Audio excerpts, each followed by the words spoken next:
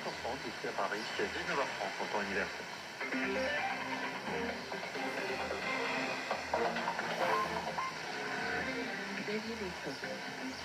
En Centrafrique, un avion qui aurait dû emmener les rebelles de la Séléka aujourd'hui au Gabon pour les négociations avec le pouvoir.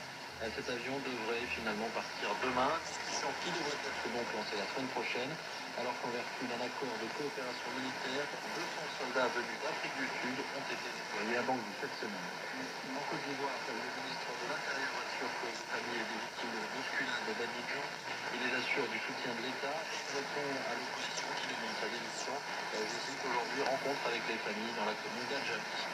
Le médecin et l'enquête sur les malversations dans le fonds gelé aujourd'hui abandonné à l'Assemblée nationale.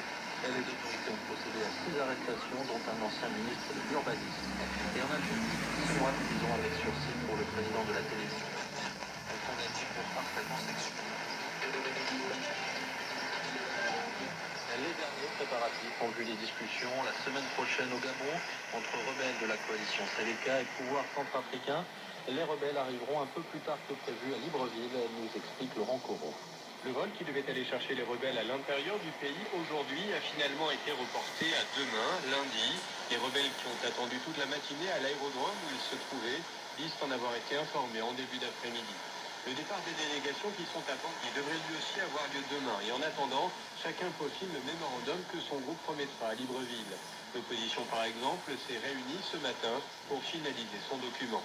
On en sait un peu plus aujourd'hui sur la délégation gouvernementale.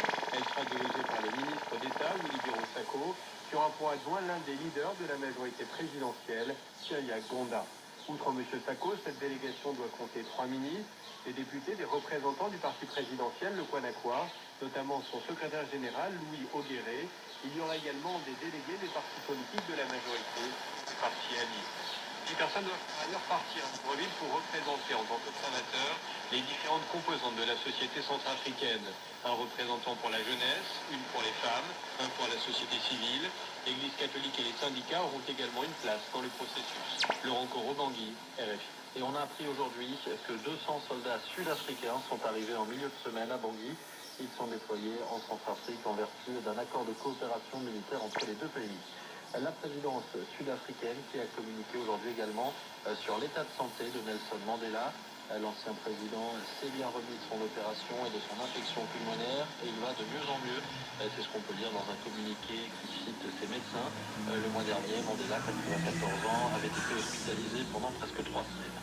La visite du Premier ministre du Mali en Mauritanie, Diongo Sissoko, qui voudrait que la Mauritanie s'engage plus. Il s'est entretenu avec le président mauritanien, notamment du conflit dans le nord du Mali. La Mauritanie qui abrite plus de 100 000 réfugiés maliens, des personnes qui ont fui le conflit depuis le début de l'année dernière. Et après la Mauritanie, Diongo Sissoko est maintenant attendu en Guinée. En Côte d'Ivoire, le ministre de l'Intérieur assure aux blessés et aux familles des victimes de la bousculade d'Abidjan que l'État est à leur côté. Ahmed Bakayoko s'est rendu dans le quartier d'Adjamé, un quartier qui recense à lui seul 10 morts et 1 disparu. Alors hier, le procureur de la République a annoncé les premiers résultats de l'enquête. Il pointait notamment l'insuffisance des forces de l'ordre sur les lieux de la tragédie. Et aujourd'hui, le ministre de l'Intérieur est revenu sur cette enquête. Et également, il est revenu sur les propos de l'opposition qui a réclamé sa démission. Ce n'est pas des démissions qui règlent le problème. Il y a une enquête.